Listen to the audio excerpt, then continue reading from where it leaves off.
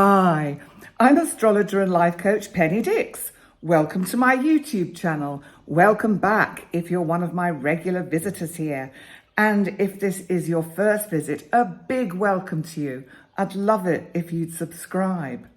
So today I am having an in-depth look at the forthcoming full moon lunar eclipse in Scorpio on May the 5th.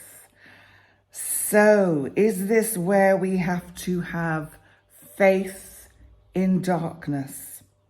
Scorpio, by its very nature, is about what is dark, what needs to be revealed. So we might get a sense of what needs to come out from the shadows. You know, the moon in this is eclipsed by the earth. So the moon is the feminine. It's water. It's eclipsed by the earth. So I just think sometimes the symbolism is really important to kind of get a sense of. But let me just tell you a little bit about the scientific side of this, because this is a penumbral eclipse, which means, and I'm reading this from timeanddate.com, which is a wonderful website where you can get all sorts of information, time zones, and all about eclipses, the weather, everything. World clock, really, really useful website. So the moon is going to pass deep into the outer part of Earth's shadow, which is known as the penumbra, hence a penumbral eclipse. The umbral magnitude of this eclipse, which means the moon just misses the darker inner part of Earth's shadow, that is called the umbra. So by this measure, this is the deepest penumbral eclipse until September 2042. So this is quite an interesting eclipse, because if you think about it, the moon is the feminine. The moon is ruled by Cancer. The moon is a water planet. It is about our intuition. You could call it the divine feminine. It's about our intuition, our feelings, our sense. The earth, which is coming in between the sun and the moon, casting its shadow. The earth is as it is. It's the earth. It's where we are. And it's getting in the way of the light of the sun, which is the masculine, to light up the feminine. So how do we kind of decipher this? Because first of all, visibly, if we're staying with the science, the regions seeing at least some part of this eclipse are going to be Europe, Asia, Australia, Africa, the Pacific, the Atlantic, the Indian Ocean, and Antarctica. So that's pretty much almost everywhere. And where I live, which comes under the heading of Valletta, which is the capital of Malta, the eclipse is visible. So that means that I may catch a glimpse of it if I happen to be up at the time when it's when it happens. If it's in the middle of the night, I won't. But having a look here, time in Valletta, okay. Oh, that's all right. It's before my bedtime. It's at 7:20 at night. Fantastic. So I will, and anyone that's living in the region where I live, Malta and Gozo, we might just get a glimpse of this. So I wanted to just give you a little bit of the science. And now I want to just talk a little bit about the symbolism of this eclipse, because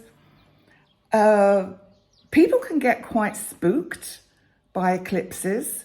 My May videos are just up on my channel now, and obviously I mention the eclipse in your individual readings, and people are saying, it's in my 4th house or it's in my 7th house. Does this mean a relationship's going to end or something dramatically terrible is going to happen? No, it doesn't. first of all, let's be quite clear about eclipse energy. Eclipse energy can last for several months and into years. And this is the second of two eclipses. The first was the total new moon solar eclipse, which happened on the 20th of April. And that was in Aries. So sometimes the energies, what you experience, can be linked to that first eclipse. Has anything terrible happened? Has anything dramatic happened? Then if not, then, it doesn't necessarily mean anything terrible and dramatic is going to happen. I think what I'm trying to say is that there seems to be a general propensity in the human psyche to err on danger and the negative. And as I often say, these energies in one sense are neutral. And it's what we do with them. It's whether we listen to the signs that the universe is giving us, that the cosmos is waking us up to.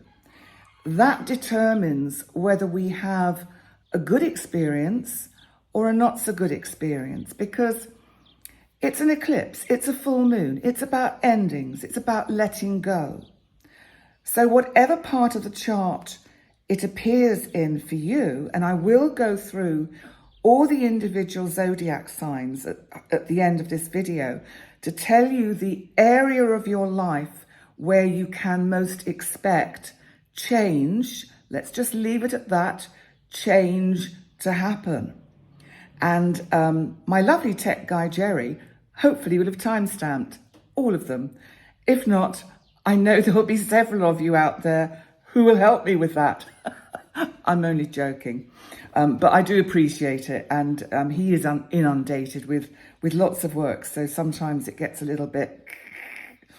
Anyway, back to what I was saying about the energies. So I am going to go through your individual zodiac signs and tell you which area of your life you can expect the need for a change of attitude, a change of energy, a change of a habit, a change of a way of thinking.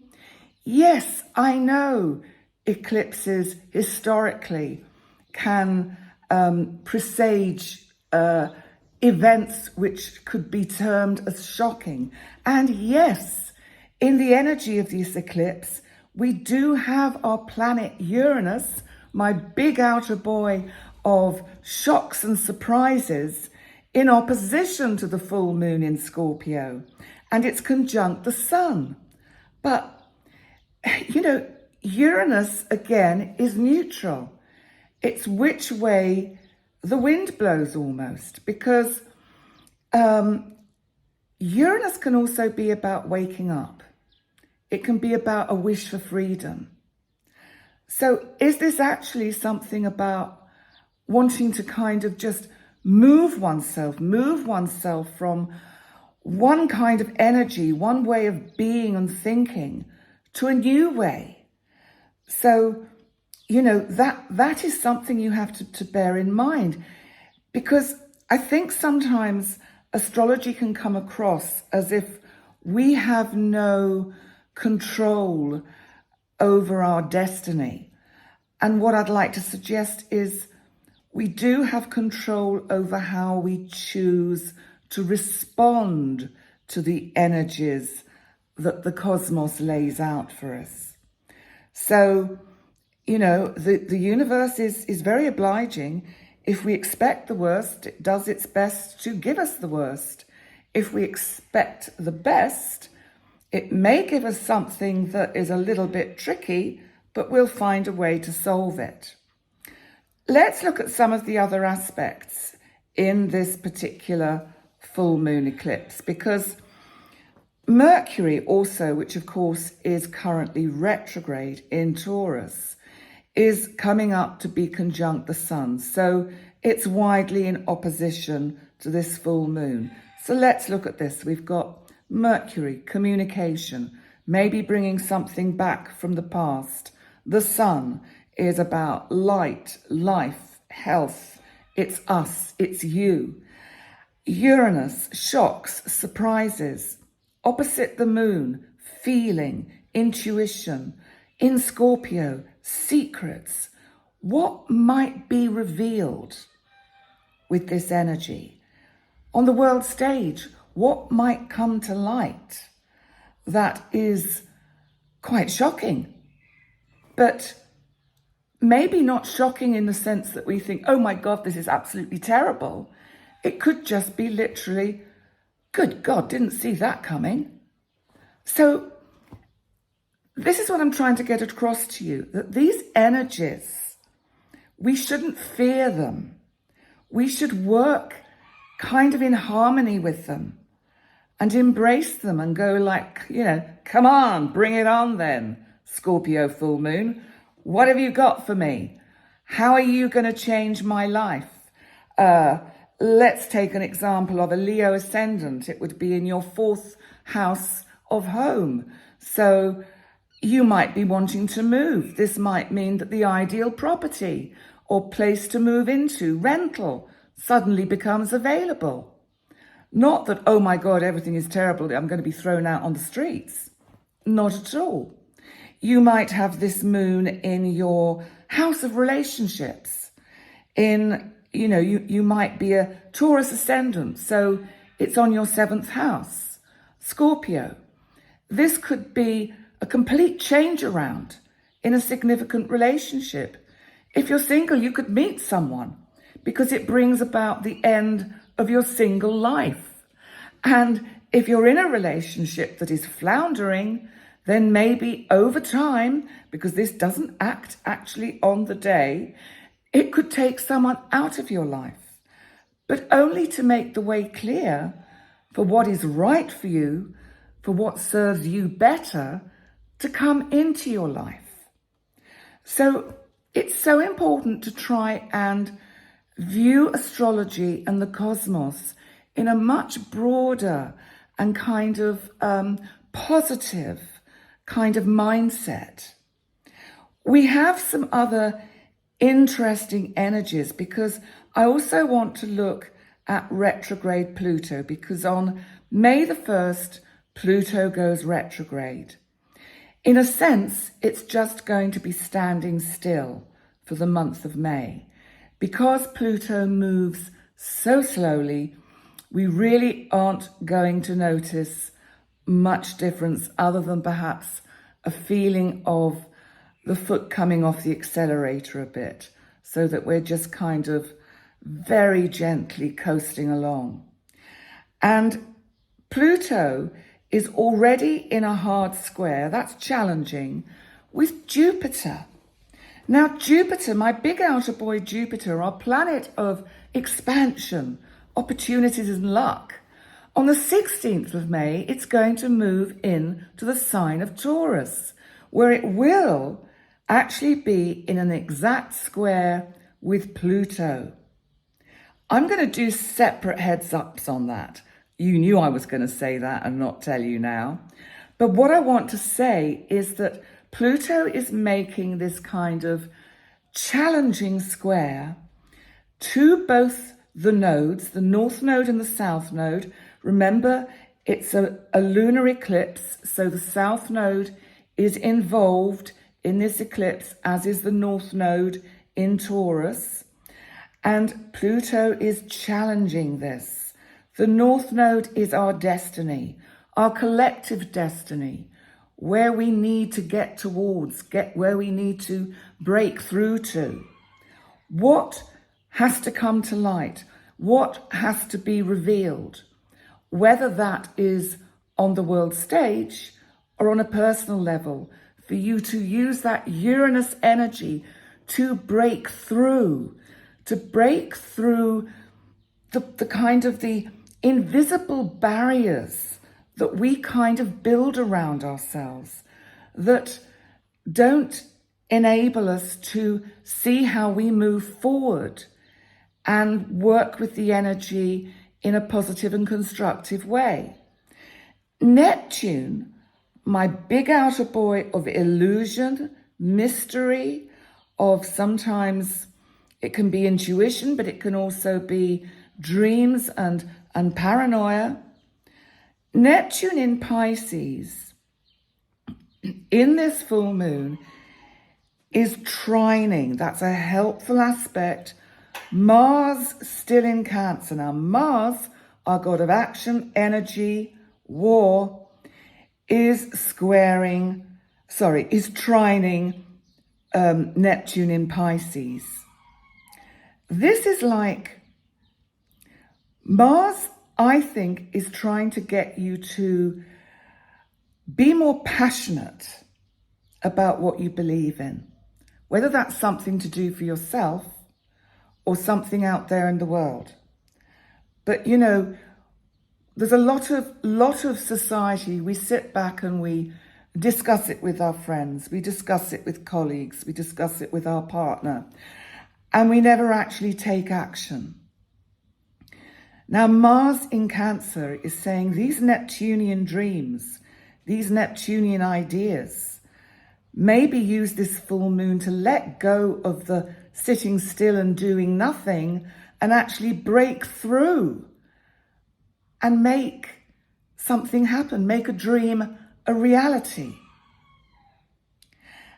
And the other thing I want to say before I go on to your individual signs is that Jupiter in Aries, which, as you know, is about to move into Taurus, the middle of May on the 16th, is also squaring Mars.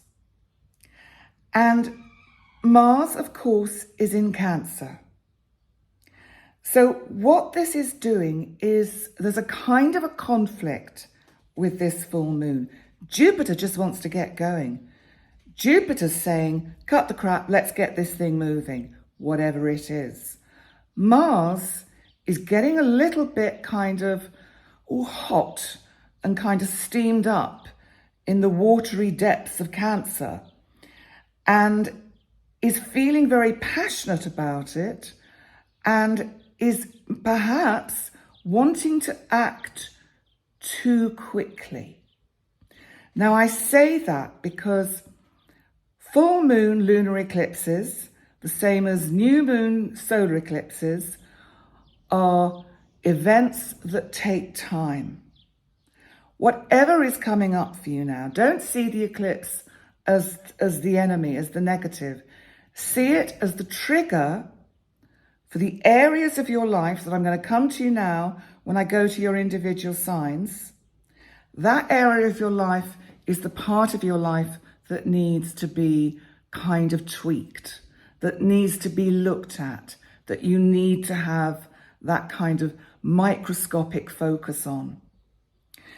So let's have a look at your individual signs, because first of all, I'm going to just read you my final thoughts, because I have all my notes in front of me in a blog that is on my website. So, you know, if you want to read the blogs that I write about the full moon, the new moon, particular astrological events, the month ahead, go to my website, pennydixastrocoach. They're all there for free for you to read.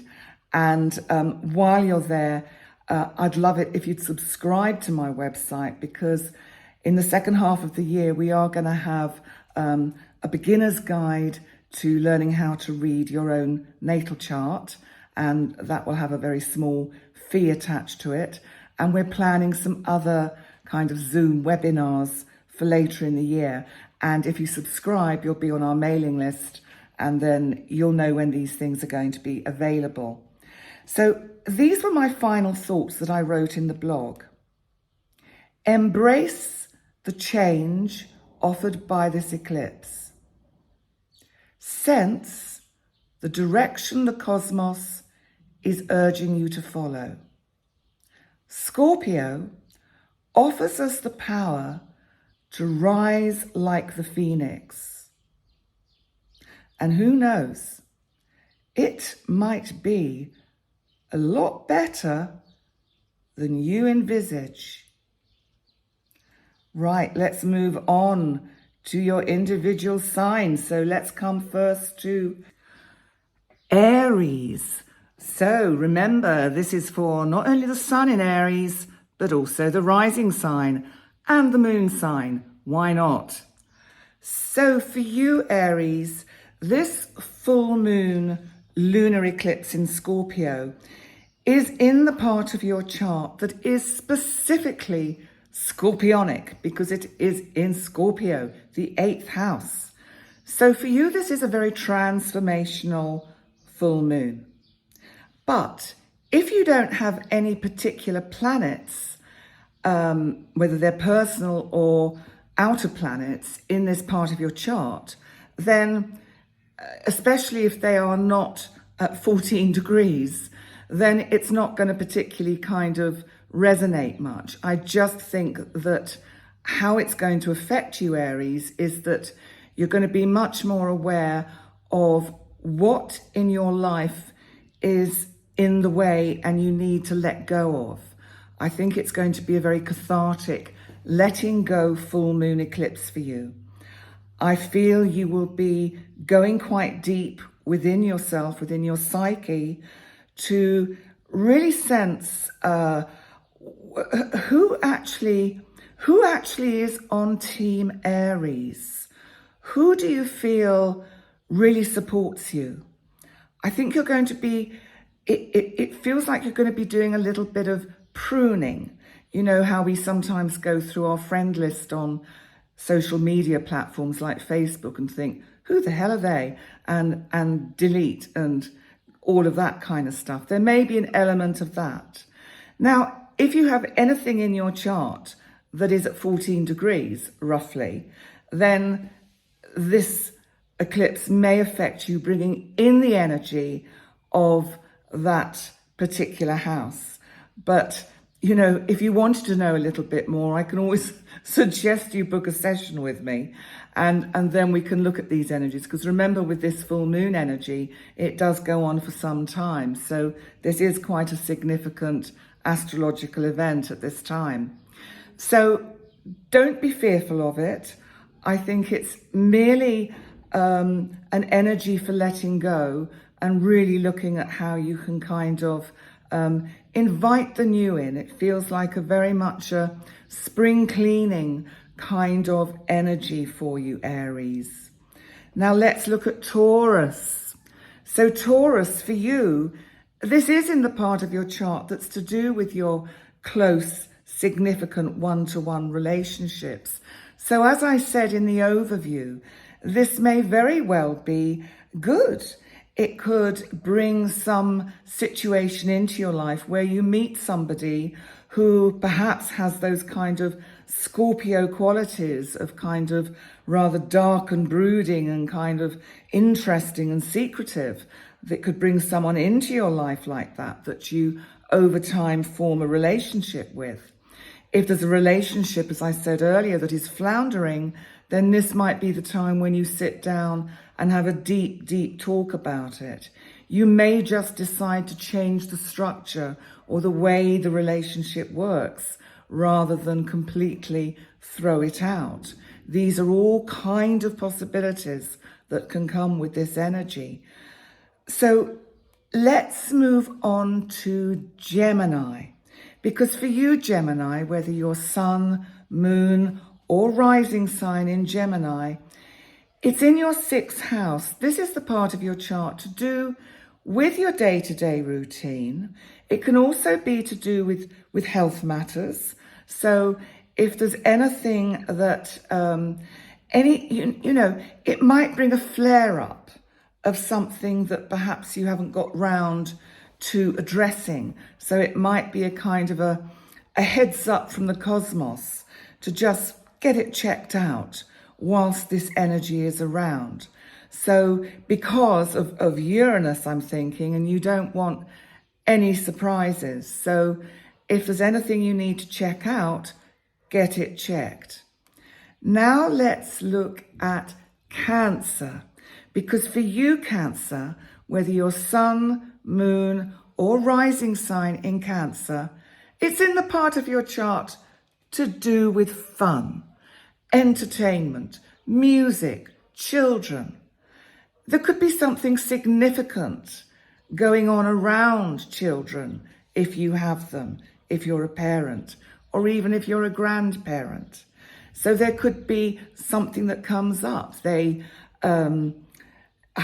With Scorpio, it could be something to do with what's coming to me, exams, and that they are having to they're being put on the spot. They've got to reveal how much they really know. And if they haven't done the work, it's going to show. And if you don't have children, and this is just about you personally, then I think this full moon eclipse is saying, what do you keep hidden kind of in the dark depths of yourself? What talent are you eclipsing? What part of you would really like to shine, would really like a little bit of Leo energy to come out and sing that song, write that poem, play a part in a play? These are the kind of energies that are around with this particular part of the chart. So let's move on to Leo, which it's in your 4th house. So this is for sun, moon, or rising sign in Leo. It's your 4th house, and I talked about this in the overview. So again, I'll just repeat that for you. But it could be that if you did want to move from where you're living now to somewhere new, then it could be that change is going to happen in the next few months. And it really will feel like a release and a relief, because it may be that it's something you've been really looking forward to. So there's that side of it. It could bring changes to do with family members, because remember, the 4th house is actually ruled by Cancer. The moon is the ruler of Cancer, and the moon is in your 4th house, which is Scorpio. So there's something here about family roots, maybe secrets coming out about family in the past that is a bit of a surprise, and that you didn't see that coming. I always remember when I did do the ancestry.com, the DNA, and a long lost first cousin popped up out of nowhere. So it turned out that my maternal grandfather had been a naughty boy, and none of us, and certainly my mother and her sisters, never had any clue of this. So it was a little bit of a shock to us. So, those are the kind of things that could come with an eclipse. So I just kind of throw that in for you. So let's now have a look at Virgo. And this is for the sun in Virgo, the moon in Virgo, or the rising sign in Virgo. For you, Virgo, it's about the way you communicate. Now, remember, at the moment, Mercury is retrograde, and Mercury rules this part of the chart. And Mercury is also your ruler. What do you have to address in the way you communicate? What perhaps needs to change? What do you need to reveal about you that you have been shy of revealing? Do you keep your particular talents too well hidden? I'm thinking of Scorpio, because Scorpio is these hidden depths. What is it that you could actually bring out and show to people, to show them how you think? And there's something also, I think, about, I don't know, Virgo, I think you're quite good at keeping secrets. But this one, if you've got a secret at the moment, this one might slip out. Let's look at Libra. And this is for sun in Libra, moon in Libra, or rising sign in Libra. It's in your 2nd house of finance. Is this a good thing or a bad thing? It's Scorpio, which is also about other people's money and joint finances. So you have a kind of double layer here of financial energies around your Scorpio full moon. So this may be that you are bringing to some kind of closure some particular, maybe it's a contract or something you've been working on with regards to a lump sum of money. So you could be working on something which it won't necessarily be this week that gets resolved, but that over the next few months, you see that getting sorted out. And I think because Mercury is retrograde in the part of your chart that is opposite where the full moon is, it's slowing things down to do with contracts. Maybe you're trying to buy, maybe you're a first-time buyer, or maybe you're trying to buy something, then this could be delaying it. So there could be delays in that kind of region. So just a heads up about that. Scorpio, you are eclipsed. Not. Scorpio, I don't think we can ever eclipse your energy. It is so powerful. You know, Pluto, your ruler, is, as you know, an extremely powerful planet. Mars co-rules your sign. It also, of course, rules Aries. So you have this energy, this Scorpio energy in your first house, because this is about your identity. It almost feels to me as if for you, this full moon is all about you shedding some kind of skin that no longer fits you, a role that no longer suits you, a situation that no longer serves you well. It feels as if you are ready to go down to those absolute deep depths and rise like the phoenix. I really feel that's what this is about for you, Scorpio. Sagittarius, so for the sun, the moon, the rising sign in the sign of Sagittarius. It's in that sector of your chart where you can feel restricted, where you feel you want to break out. What's going on an inner level that is really kind of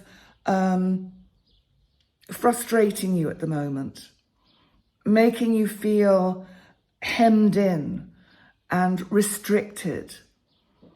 It feels as if emotionally you are a little bit, or have been a little bit wrung out of late. It may be that you've had some difficult or challenging issues going on with your day-to-day routine, with your working routine. Also, there could have been health problems popping up, which are causing you a lot of kind of psychological anguish. This full moon for me is about that bubble gets burst. It's like the poison can be released. We know what happens when we burst that abscess. The pain goes. Suddenly there's that wonderful, that's better. I think this full moon is going to be a real release, and maybe a release of some poison that you really need to let go of. Capricorn. So this is for the sun, moon, or rising sign in Capricorn. This is the part of your chart to do with the community at large. Do you want to withdraw a bit into some kind of more deeper and kind of murky depths than of late you have explored? Because it feels like there's something here about you being not always understood by the community at large, by larger groups that you may be part of. Maybe that's work colleagues. There's something about a robotic energy that it's like people don't get that you've got feelings. It's like people think and see you as such a strong stoic sign that you can somehow survive and climb to the top of any mountain. And they don't realize that you actually have inner deep depths that can hurt and suffer just as much as your opposite sign, Cancer. Cancer that keeps that bit covered up. I think, Capricorn, you too cover up that inner side of yourself. And I think this full moon is saying, let it go. Let the tears flow. So not quite the same as I said for Sagittarius, which was to let the poison out. This is more about let those tears flow. It feels like there's a big sob somewhere in you, Capricorn, that needs to be sobbed. That's what I feel. Aquarius. So this is for the sun, the moon, or the rising sign in Aquarius. Aquarius. This full moon lunar eclipse focuses mainly on your career. If you don't have a career, it's whatever it is in your life you are passionate about. I think you like to get to the root of things. I think that whatever work you do, it's really important for you to understand all aspects of it. You know, by nature, Aquarius, you are a bit of a sort of psychological detective. You know, Scorpio in the 10th house, I think makes you a bit of a detective. You like to know truth. Uranus, your ruling planet, is, of course, in opposition at the moment to your 10th house. It's in the part of your chart to do with the home. So you've been going through the most extraordinary changes, and this is where the sun is at the moment. And I think that this full moon for you is about, you have to weigh up what is the priority in your life. Do you have at the moment a clash between your working life or your hobby, your passion, and your home life? Because the tension is getting to breaking point. And at some point, you need to let that go. You have to make a choice. We can't keep all the balls in the air all of the time. You might have to just juggle with two and let the third one go. Now, finally, we come on to, wait for it, Pisces, my oceans of emotions, my lovely Pisces. It's in your 9th house. This is about your education. It's about higher learning. It's about where you feel inspired to strive for those higher vibrational levels of understanding. It's about travel as well. There is some element in you at the moment, Pisces, that really wants to explore the depths of every ocean, and that means your ocean, the depths of your own internal oceans. Oh, that sounds like the 245 from Gatwick flying in over Malta at the moment, just coming in over Gozo. If you didn't hear what I heard, it was a plane flying really rather low, and so you might pick that up on the sound, and I just couldn't resist throwing that in. So Pisces, what can you do with me? So Pisces, I do feel that this is an extraordinary, powerful moon for you, because what knowledge have you got you're keeping back? What knowledge are you not sharing with us? What is it that you need to put out there for all of us to enjoy and to learn from? Dwell on that, meditate on that, and I think it will become clear. So on that note, thank you so much for joining me for this in-depth look at the full moon lunar eclipse in Scorpio on May the 5th. Please remember to like, comment and subscribe. Thank you so much to all my new subscribers. A really big welcome to you. Thank you for coming. And this is another of the videos which are going to have had to have been edited together.